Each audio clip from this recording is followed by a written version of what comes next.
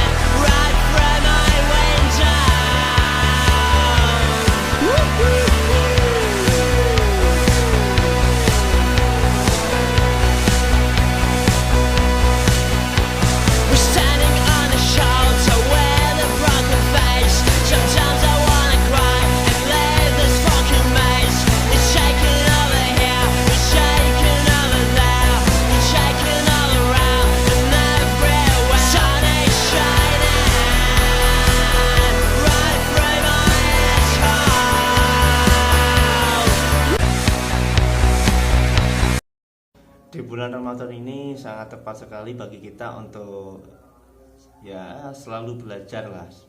Belajar tidak hanya di sekolah, belajar tidak hanya di rumah, tapi juga di yang lain, hal yang menurut kita itu nyaman. Nah, hari ini saya pengen berbagi di awal bulan Ramadan ini mengenai tentang menyeimbangkan akhlak dalam kehidupan sehari-hari. Karena ini, mengapa saya bahas akhlak? Karena di manapun saya ketemu orang, khususnya para pemuda di usia belia, di usia rentan 4 sampai 10 tahun, bahkan 12 sampai 17 tahun. Ini jarang sekali yang mau sadar akan belajar akhlak atau menghargai orang lain, ataupun yang sebaliknya lebih banyak seperti itu. Bahkan ada juga anak yang di bawah 5 tahun sudah bisa mengerti apa itu akhlak dan secara praktek dia mempraktekannya dengan lingkungannya, ataupun di usia-usia yang relatif muda, yaitu 10 sampai dengan 15 sampai 18 tahun, mereka juga mungkin sedikit kalau kita hitung persentasinya yang mau, intinya yang mau sadar diri akan suatu akhlak itu. karena sangat penting sekali kalau kita mau mengelola akhlak itu ya. Nah, di bulan Ramadan ini saya ingin bedah sedikit pengetahuan saya, mungkin sekiranya bisa menjadi suatu rujukan atau menjadi suatu bahan sharing.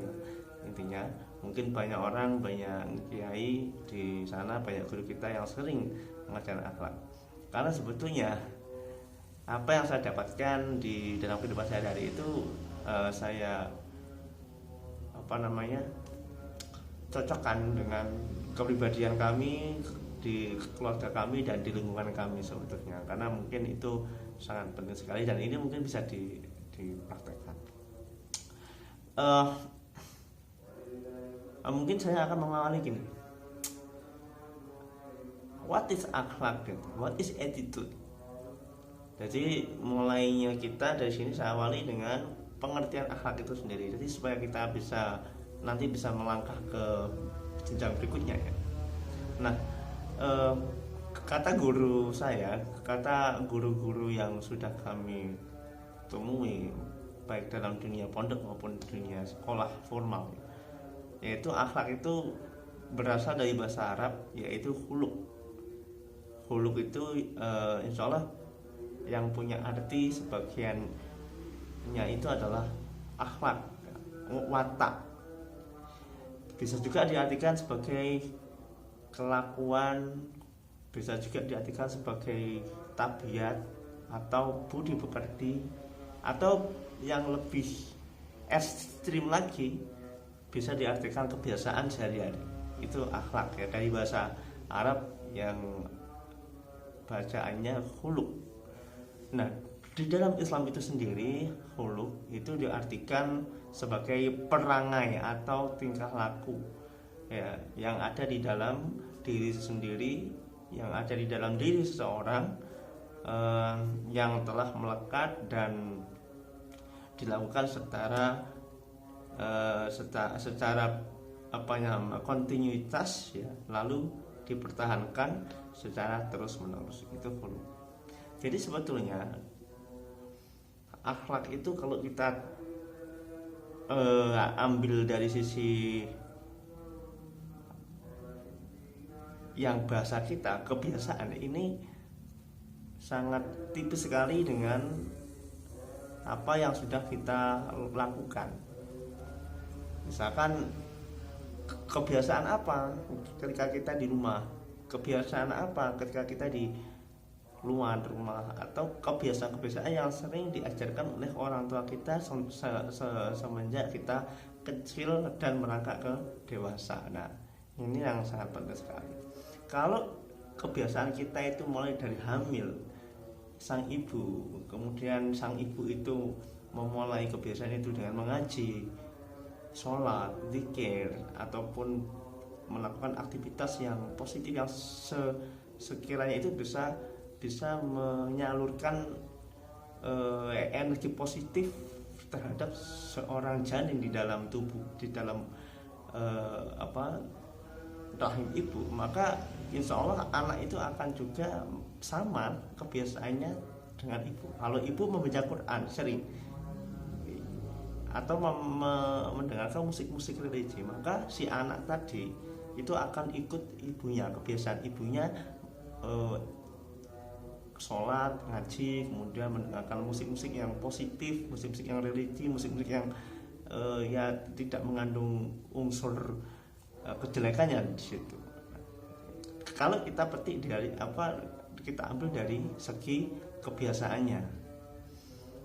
Nah, namun juga sebaliknya, kalau seorang ibu tidak pernah ngaji, tidak pernah wirid, tidak pernah mengasih contoh selama dia hamil, maka ya ketika anak dilahirkan itu maka ya sulit untuk beradaptasi, mengaji, kemudian pokoknya kita bisa lihatlah mana perbedaan anak-anak yang dirawat dengan lingkungan akhlak yang jelek maupun akhlak yang bagus, pasti beda. Nah, mesti itu ya.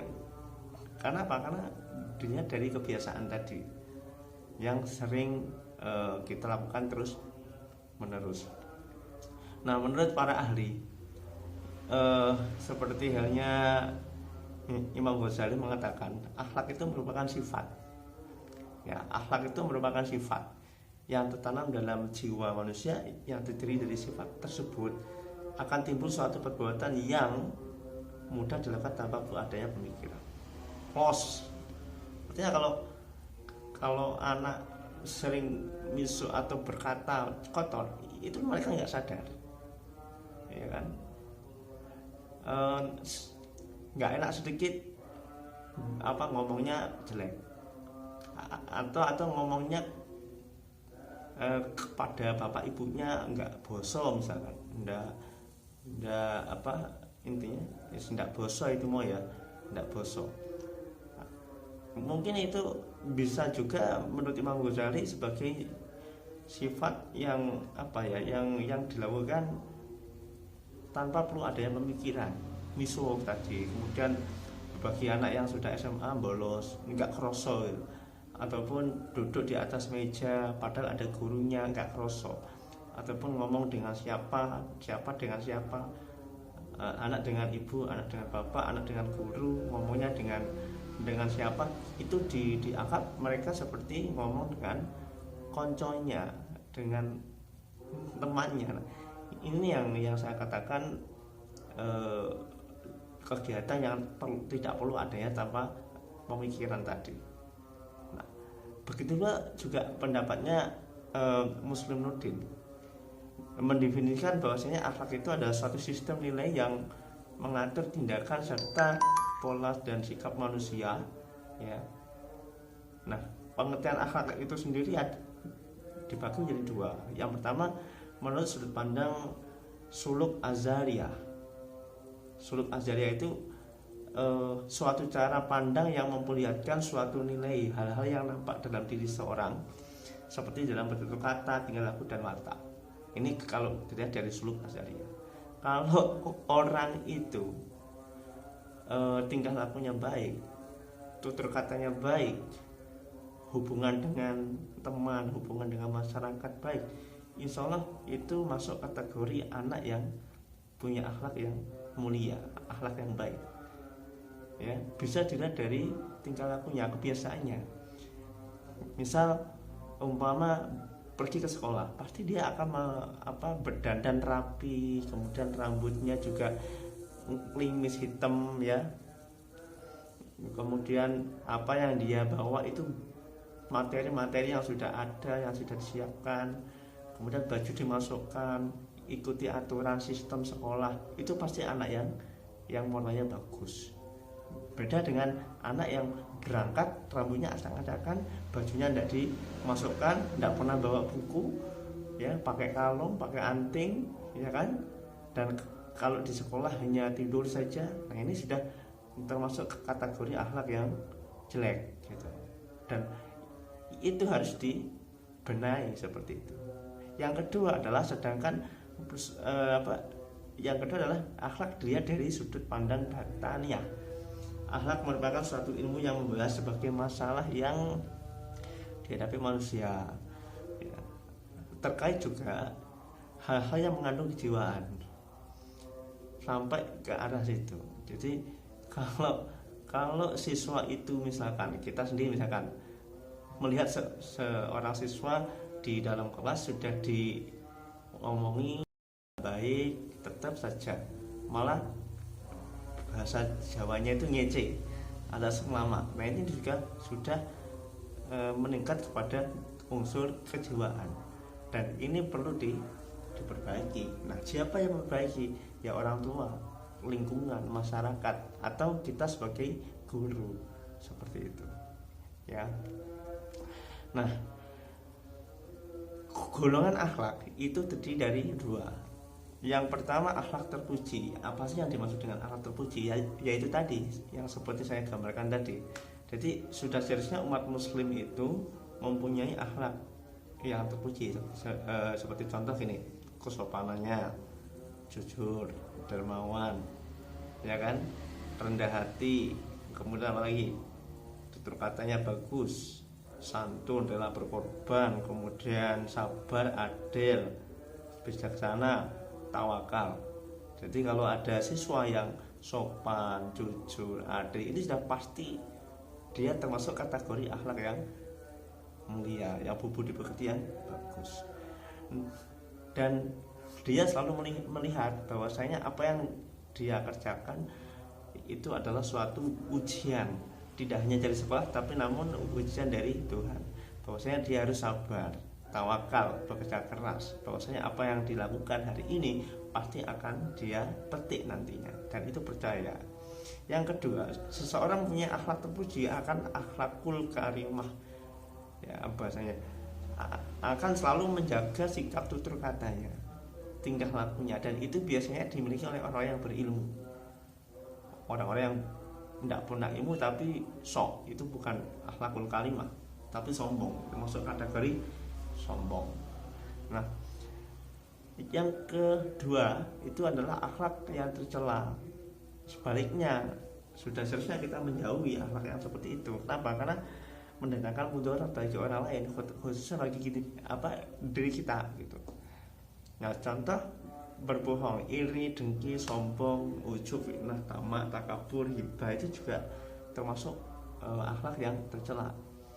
Sulit sekali kita melepaskan yang seperti ini. Kadang kita kumpul, kita ngomongkan temannya, ngomongi membicarakan tentang kejelekan orang lain, atau bahkan ngerasani seperti itu. Itu juga bisa termasuk akhlak yang tercela. Sekarang ngomongin masalah keutamaan. Nah, untuk keutamaan bagi orang yang punya akhlak itu, apa keutamaannya? Menurut beberapa keutamaan yang dimiliki oleh orang yang selalu berbuat akhlak mulia itu adalah, yang pertama adalah berat timbangannya. Nah ini, jadi disebut dalam hadis bahwa seseorang yang mempunyai akhlak baik akan memiliki timbangan yang berat nanti di yaumil akhir, waktu hisab, ya kan, di mana amal semua manusia itu dihisab. Yang diletakkan pada timbangan itu di hari kiamat yang lebih berat daripada akhlak yang lain itu adalah akhlak mulia. Dan sesungguhnya orang yang berakhlak yang mulia itu dapat mencapai derajat yang sangat tinggi, yaitu seperti seseorang yang melakukan puasa atau sholat. Ini mumpung bulan suci Ramadan. Yang kedua, dicintai Rasul. Kenapa? Karena Nabi diutus Allah turun ke bumi itu untuk membenahi semua akhlak manusia, ya kan, yang tertera dalam Al-Quran itu. Maka Rasulullah akan mencintai orang yang berakhlak baik. Sesungguhnya itu orang yang paling kucintai dari kalian, kata Nabi, itu adalah yang paling dekat tempatnya dariku dari kiamat adalah orang yang mulia akhlaknya. Gitu loh. Ya, jadi simpel, detail, padat, dan bisa dipahami insyaallah.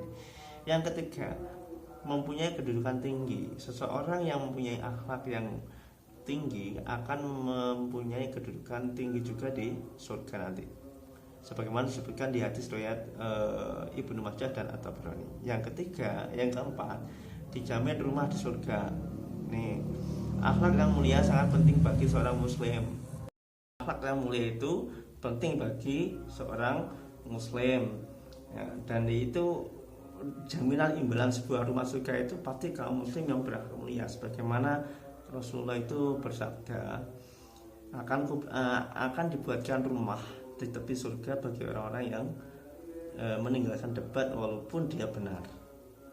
Itu. Jadi kalau engkel-engkelan, kalau sampai salah atau benar, kalau bisa ditinggalkan. Nah, sekarang ruang lingkup akhlak. Ruang lingkup ada 5. Yang pertama adalah akhlak pribadi, akhlak keluarga, akhlak bermasyarakat, akhlak terhadap beragama menurut Yunia Riles. Ruang lingkup akhlak dibagi menjadi 5. Ada ibu, ya. Nah, sekarang akhlak pada Allah, Rasulullah, diri sendiri, keluarga, masyarakat. Ini faktor yang mempengaruhi, yaitu dari keturunan. Kalau keturunan itu baik, maka hasilnya pun juga baik. pendidikannya juga baik, lingkungannya juga baik. Namun sebaliknya, kalau keturunan itu jelek, pendidikan pun juga akan mengikuti lingkungan itu.